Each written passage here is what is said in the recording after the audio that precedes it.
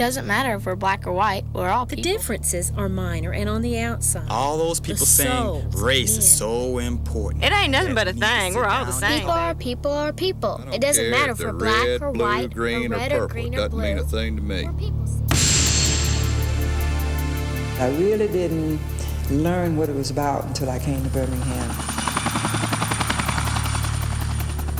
People need to quit all that talk about difference. My blood's the same color as yours. It just divides us. I do remember 16th Street Baptist Church as my first, strongest, and searing impression of Birmingham. Can't we all just get along? I always tell them, if you cut me, don't I bleed the same blood you do? It's bigger than Birmingham. It's bigger than Birmingham. Race really has nothing to do with anything, and I'm tired. It ain't nothing but a thing. We're all the same, babe. We're the same. The same.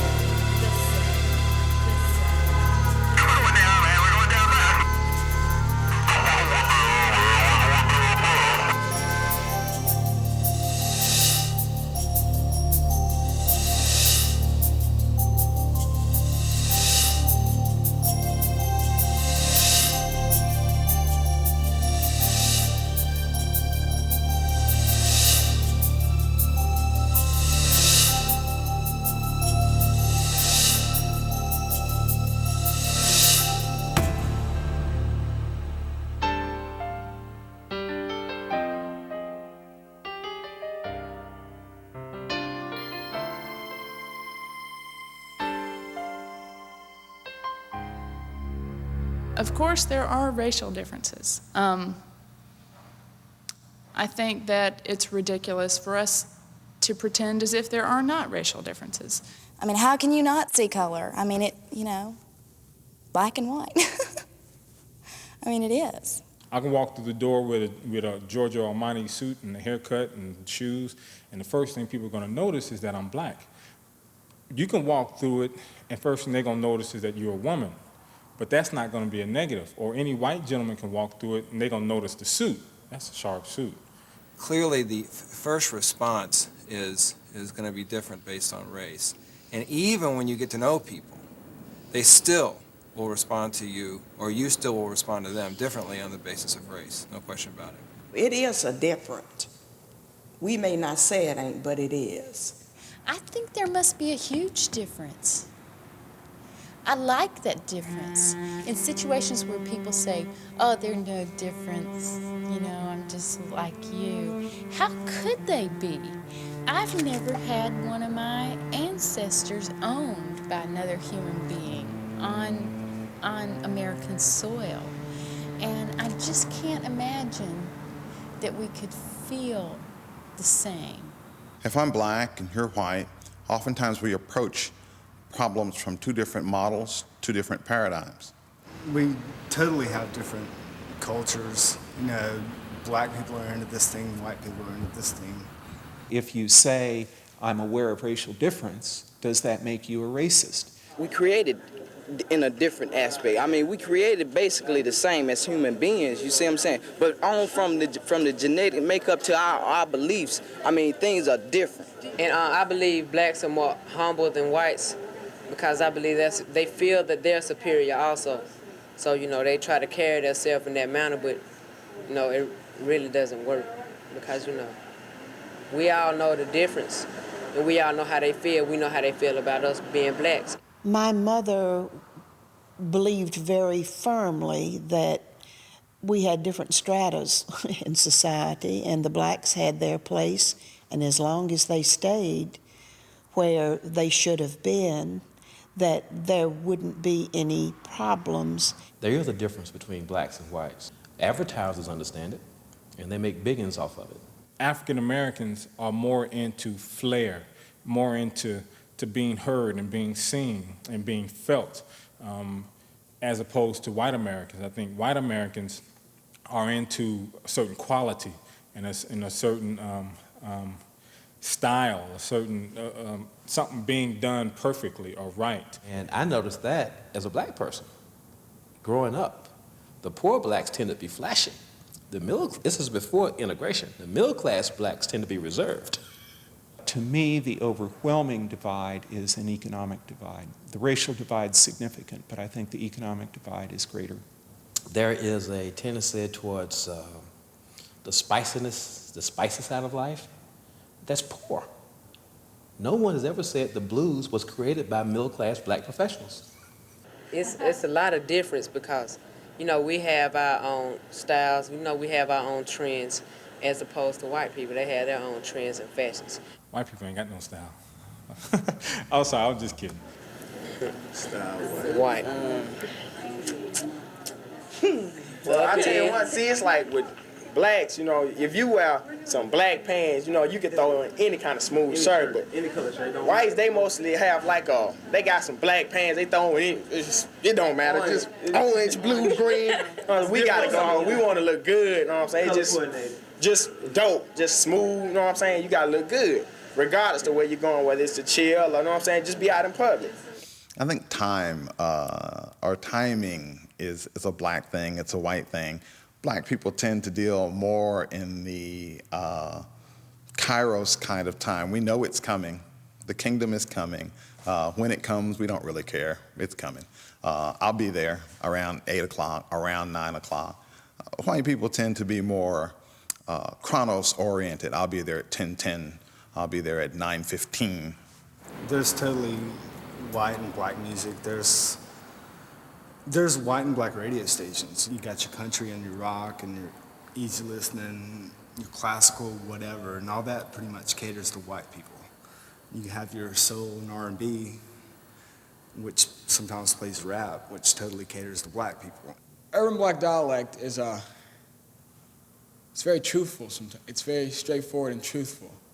They say what they mean right off. They don't play around, they don't go around the corners. And they use words that would not be used in the white community straight out. You know, they would be hidden in the back or whispered. Basically the way most of us carry ourselves. You know, we're more relaxed, you know, calmer. We look at situations in a totally different way. I totally agree more with the black person's vision of beauty than the white person's. I think a voluptuous woman is a lot better than, it's more beautiful to me than just a skinny white girl, And I'm jealous of black women. Just have such voluptuous figures, and I'm a stick. And I mean, I've always been jealous of that, and the style and sort of the,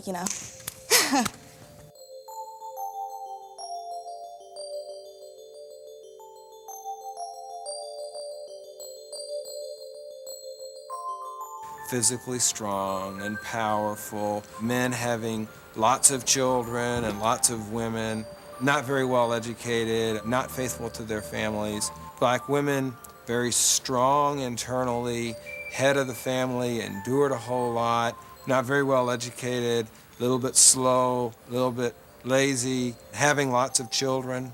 White men, arrogant, proud, domineering, not listening, being kind of a jerk, willing to stab you in the back, always underestimating black people, using black women, raping black women, white women wanting to have a relationship with black men, ditzy, not real, not understanding what the deal is, not understanding very much at all, easily taken advantage of, very naive. Those are the things I can think of. Racism lies strongest many times in the vessel of expectations. It's all about the way you look. Doesn't matter how smart you are, how many degrees you have, how hard you work. When you come home late at night, if that police officer sees you and he sees a young black man, then you are a criminal suspect. And that's what's so frustrating about it. It doesn't go beyond anything other than the way you look. This can't be avoided. And see, that's something white society has to understand, because there's a lot of white youth out there that listen to, who only has the media to inform them about black people. You see what I'm saying? They see us on TV shooting each other, killing each other, you know what I'm saying? Well, I think it's very simple. I mean, it's simple, but in some real ways, it's a very complex challenge. And it has to do with getting rid of those impediments that really blind one's sight and keep a person, a white person, from seeing in a very clear kind of way who a black person is. Not who you say that I am based on stereotypes or myths, but who I am in the blood and the flesh and in the experiences, some of which are very much like who you are. The real human kind of things are really no different. When you really get down to it, you know, you have desires. I have the same desires. I want to get where you are too. And not to be jealous of what you have, or not to even want what you have. Just want the same damn thing, you know. I want that too. Fundamentally, there are no differences between black people and white people. I mean, I come from that place which says, you know, God created everybody the same. We're all people. However, in this society, we treat people differently based on race. We value people differently based on race, and that creates experiences that certainly have an impact that then lead to differences. For instance, a black person from Birmingham and a white person from Birmingham taken to Talladega National Forest aren't going to have different experiences with the trees. So that tells me there's nothing racial about human beings' interaction with nature. Now, with human beings' interaction with systems human beings create, yes, the experience is different. I mean, our downtown public library, for example, did not admit blacks until the end of the 1960s. That means that anyone who's 40 years older or more is going to remember when that was an off-limits institution to them. And I can't help but believe that to go as an adult into an institution or a place that was off-limits during one's childhood has got to be a different kind of experience from going into a place that you just grew up assuming was yours to go into. Where I grew up, I could literally live out my entire life without encountering, except an occasional glance at someone white. It was almost as though a curtain had dropped between the two experiences. I mean, there was virtually a disconnect.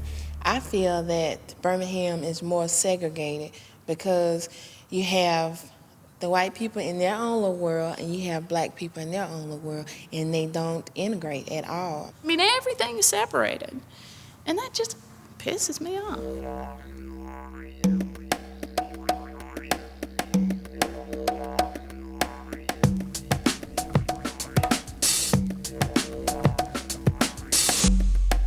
How could we get each other to understand the reality?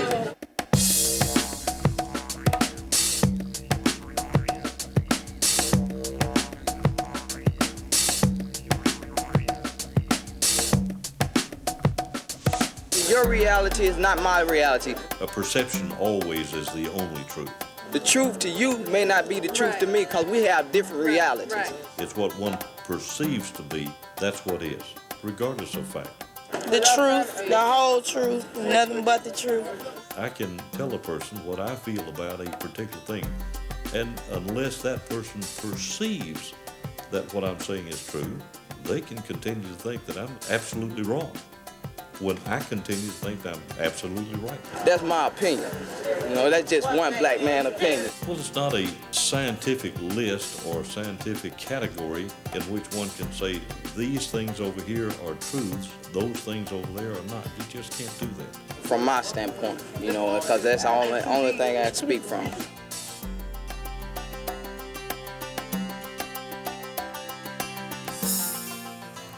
I do think that it's difficult to talk, especially with black people, about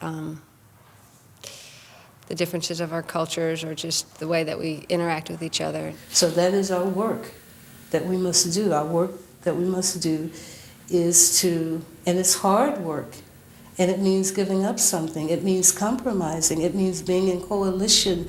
And anytime you are in coalition, as in a marriage, sometimes it's not a comfortable space, and you've got to be willing to stand there.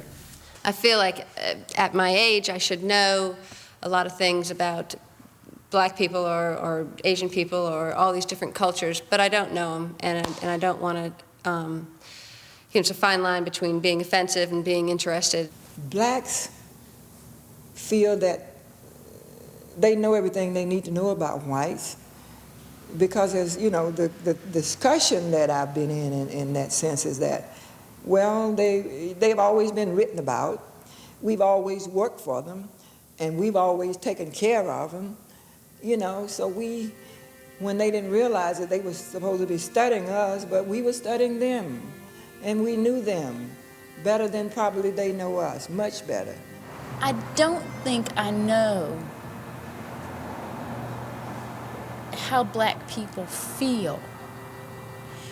I don't think that black people have told me very often how they feel. I mean, blacks in particular have to pay a lot of attention to every nuance of white attitudes, psychology, feelings. Black people, especially after slavery, have had to study whites for their own survival, even on the job, study the moods. It's almost like the ancient Greeks studying the gods. You don't know what I am capable of just by talking to me. You don't know what's behind these eyes or what I'm capable of, do you? We had the hands-on kind of thing. We were there during the nurturing and the loving and the caring. You know, I remember when my mother nursed a white child. My father would tell me, just because you're a good person or you think you haven't hurt a black person, don't expect them to love you. Don't even try to make them love you. Don't do anything unmindful or inconsiderate. So I think I've always walked a chalk line of mindfulness, and it's probably a kind of fear. Fear that something offensive will be said inadvertently by one party or the other. I was brought up to be so careful and so polite about race. Because of frequently a kind of lack of understanding as to how a question might be interpreted, hesitate to ask the question because you don't want to offend the person to whom you're addressing it, though you really want to know the answer to the question. Well, I did want to ask that black girl I knew, but and her name was Kayla, but I felt too embarrassed, you know? I felt like I'd sound like a racist. I think they're afraid that they might find an unwanted awareness of race lurking within, yeah. And I'm sure the curiosity is on both sides. My nappy hair and your straight hair, there's some fascination about it. I think the apprehension and anxiety of simply not knowing how to go about it in an inoffensive way. I think that whatever your intentions are, if you're saying things that are deeply offensive to people of color and you're white, then you need to know that. I think fear is the glue that holds prejudice in place. Fear of talking to someone else who's different from you. And that line here, that invisible line, or that barrier, whatever that may be. If differences are explored, one of the things that may come from that is the recollection with anger of a time when difference was the cause of insult, exclusion, or something like that. And then I think anger can bubble up, but it's not anger toward the person with whom you're talking, it's anger about an experience in one's past. Oh, yeah. What would he say? He says, oh, I like black people. This is what he would say. And I didn't like it. I wanted to sock him, but I didn't do it.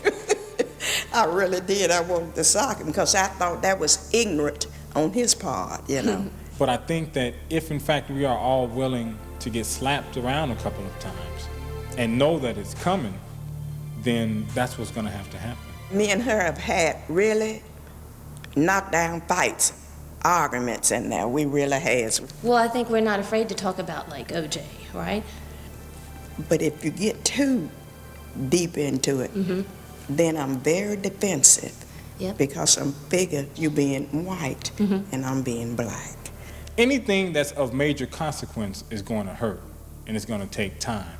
So if there are white people who want to cross and say, hey, brother, I'm here to help you, they're going to have to realize that someone might slap them and say, well, I don't want your help.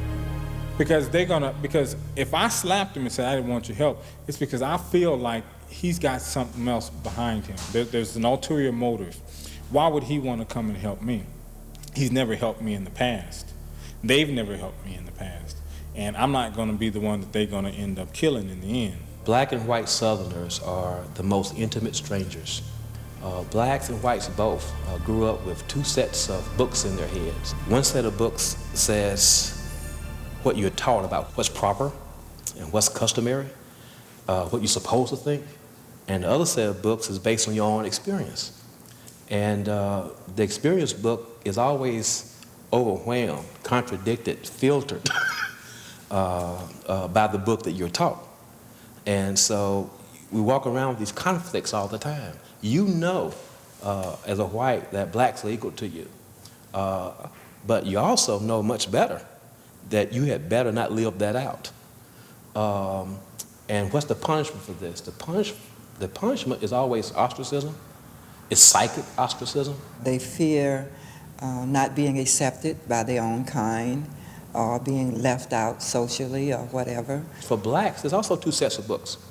One is the fact you know you're the equal of a white, and you dare not act it out for fear of survival and repercussion to yourself and your family. The threat of violence is there if you act it out. And that threat is not necessarily a lynching or a beating, it's economic violence. And more importantly, it's psychic violence, the damage to the families and your sense of well-being in a very tenuous existence in the first place. Because you have to remember that when these patterns emerged, blacks lived at the pleasure of whites. Of course, I remember them talking about the lynching things, the strange things that happen, people disappearing. But, you know, children weren't allowed in on the adults, around adults, when they talked about that stuff. I grew up in a very small town. No black families lived there, and I always questioned that as a child. Why aren't black people in our church? Why can't I have a black boyfriend? And it all came back to, well, that's just the way God has it. That's the way it is. Where I grew up, I became aware of the existence of different races because my neighborhood bordered a low-income white neighborhood. And we would go over there and play when I was 8 and 9 years old, and then the white kids disappeared. They wouldn't come out and play anymore once they got to be 11 and 12. And so some childhood friendships, you know, disappeared. My mother had no problems at all with my playing with black children as a child. We ate at the same kitchen table together. We played in the sand pile. Everything was fine as long as I was small. But had those friendships carried over into high school age, dating age, or something else, my mother would have put her foot down and said absolutely not. I guess in high school, my parents don't really know about this, but there was a black boy who was kind of light, and he worked at the library in Homewood, and I found him very attractive. I did. First time I kissed a white woman, I was probably surprised that she was kissing me. Surprised that I was kissing a white woman and wondering what kind of trouble was I going to get myself into. You ever ask yourself why they preach integration, but things are so segregated? Because that's if me, well not me, but if one of the brothers and you get together, you know, and mix blood, that next baby that's produced is going to be considered black. You see what I'm saying? So therefore, I would be increasing my population, and I would be decreasing your population. So therefore, it's kind of strange how conflict of interest sets in. You see what I'm saying? But the number one problem affecting the survival of this nation is race mixing. And I am opposed to it because every civilization in the past that has practiced uncontrolled amalgamation of the races has gone down the tubes. I think most people want to keep separate their history and their knowledge and their pride, but I think they do want to cross racial barriers. I don't think that, and then you always have the extremists here and the extremists there that want an all-black state or an all-white country, you know, which is stupid. Until we are comfortable and that color thing get out of the way, you know, we can't touch. Because there seems to be this thing about it'll rub off or whatever. Something strange will happen. And the propaganda that's out now is that if you love your own white race, that you hate other races. That's a bunch of poppycock. part of the fear has to do with the reality that has been constructed and what it is that white people think that they need to give up. And I think that because whiteness has been constructed in such a way that means power, that means possessions, that means things, not ethnicity, white people feel that if they give up all of the things that come with whiteness, then they won't exist. For too long in our society, many white people have needed to look at black people as being worse than them, less than them, for their own sense of identity, for their own sense of security. When the white man was in the caves, you know, eating raw meat, we was down there building pyramids. They talk racism to keep you poor and me poor. The longer they can keep you poor, they can have you. They get the work done for little or nothing. He said his father started doing things to try to impress him, and one thing was that he started kicking around a black man, a man who was black, and in his eyes, I imagine that the man must have deserved getting kicked around because he was on the main street, the white people's street. And my father told me then that he then hated his father. But anytime that black people get together and get to talking about organizing and bettering ourselves, automatically white society is threatened. It doesn't have to be I win, you lose every time we talk about something. You know, I know what I would and what I wouldn't do, like going past the white woman in a shopping complex. She'll lock her windows. You know, roll up her windows and lock the doors when she see people come, like we finna attack her. I mean, you know, it's making me feel downrated because of the way she perceives me being a young black male. I think society fear strong black men. While living out their faith in Alabama, both John and Samuel were murdered by white Southern men who did not want to give up their power. Tragically, too often, it's only when you create pain for somebody else, create hurt for somebody else, that they feel like it's in their interest to respond to your issues. If I'm walking and someone is in a car and she stopped and I'm walking across the street, you can hear it. You can hear that lock. Do I think there's a desire to end racial segregation? No. I was on the elevator, and this old white lady came on the elevator, and she grabbed her purse. And I'm like, lady, look, I don't want anything from you. Well, clearly, if I were a black person in America, I would feel a great deal of hatred.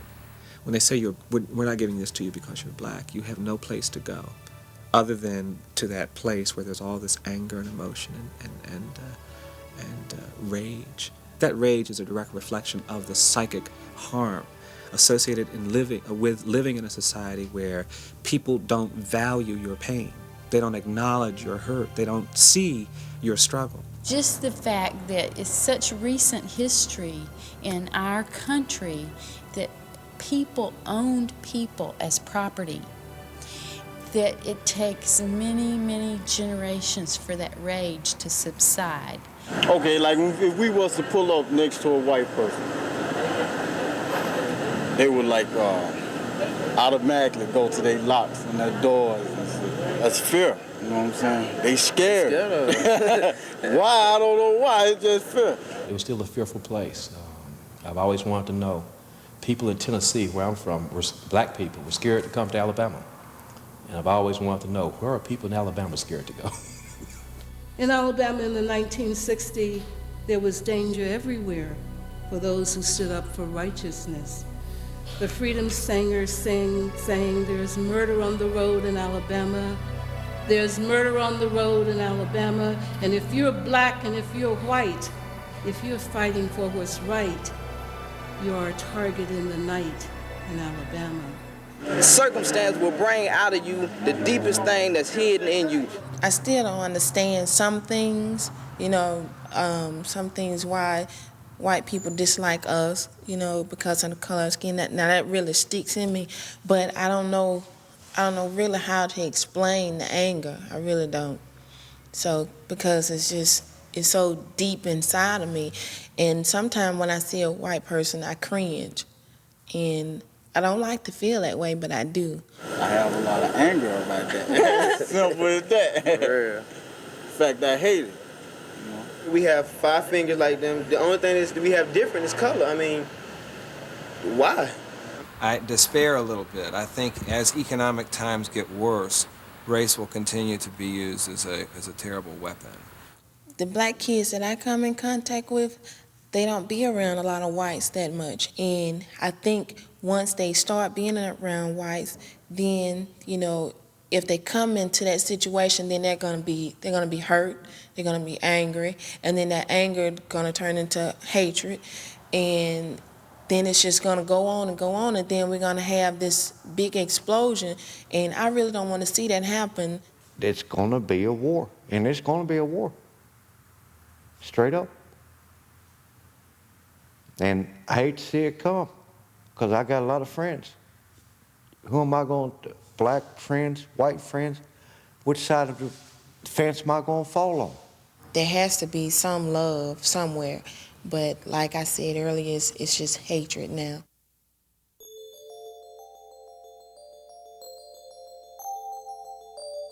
There's just been so much loss.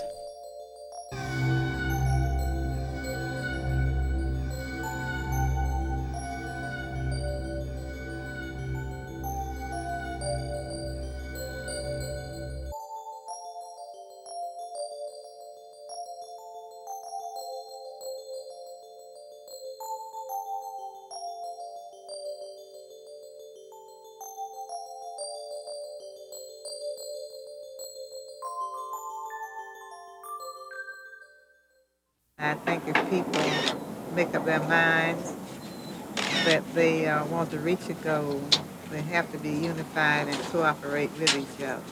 There's got to be more bringing it up from here. You've got to talk about how you feel about me and how you feel about yourself. You've got to talk about what happened, how you felt during the 60s when all this stuff went on, and I've got to talk about that.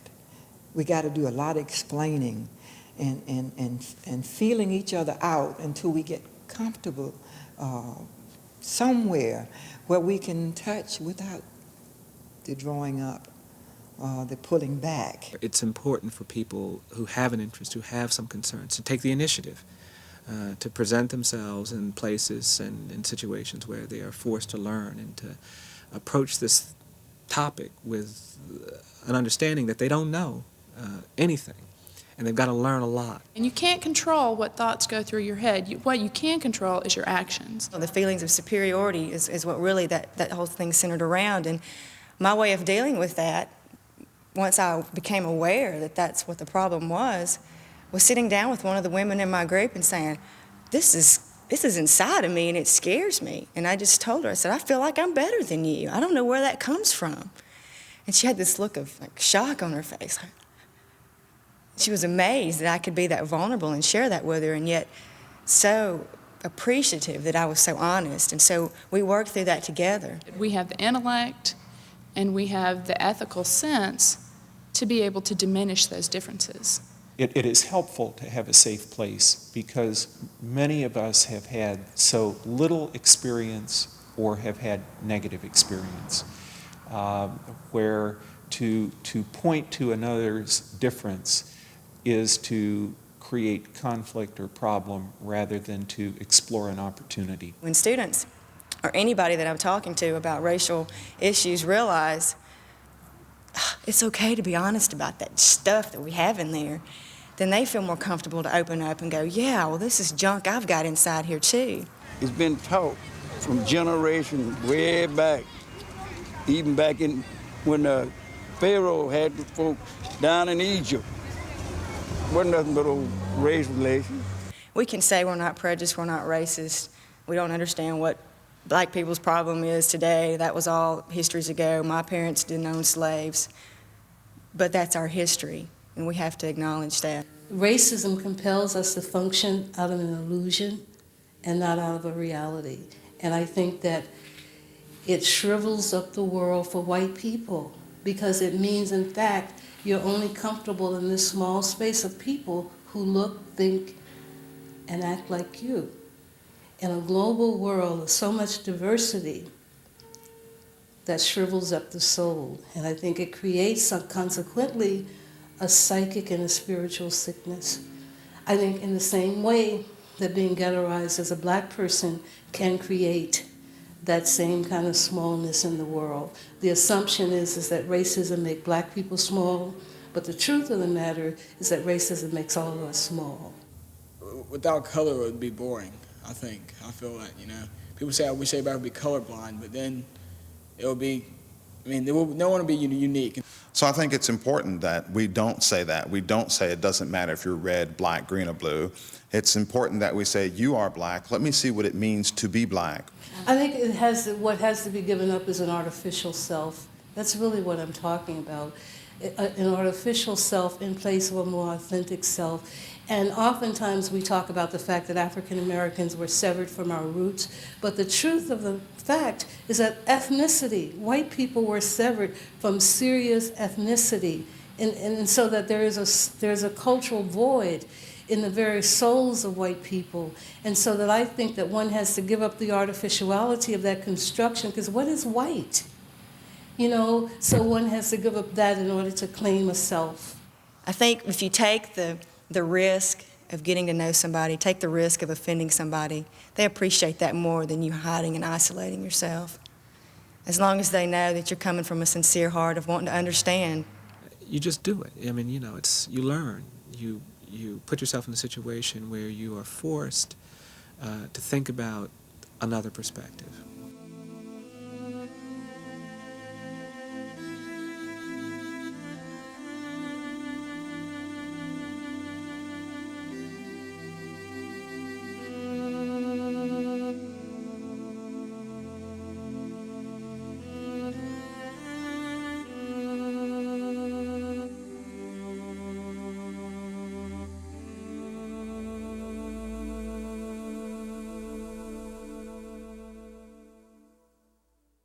I think that God created differences. I think He glories in differences, and I think it's a part of the created order.